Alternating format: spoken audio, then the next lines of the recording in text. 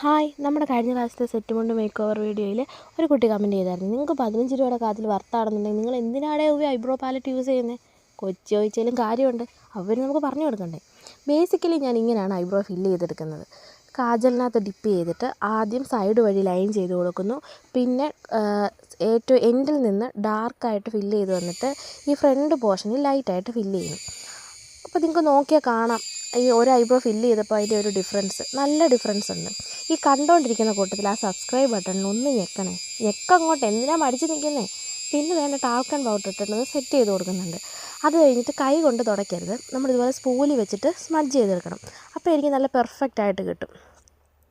അങ്ങനെ ചെയ്തെടുത്തതിന് ശേഷം അപ്പോൾ ഓക്കെ, നോർമലായിട്ട് ഫില്ല് ചെയ്യുന്നവരാണെന്നുണ്ടെങ്കിൽ ഇത് ഓക്കെയാണ്, ഇത് മതി.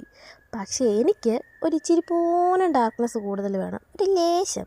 അതുകൊണ്ട് ഞാൻ ഐബ്രോ പാലറ്റ് യൂസ് ചെയ്യുന്നു. ഇതിപ്പോൾ ഞാൻ യൂസ് ചെയ്യാൻ തുടങ്ങിയിട്ട് ഒരുപാട് നാളായി, ഇതെൻ്റെ രണ്ടാമത്തെയാണ്.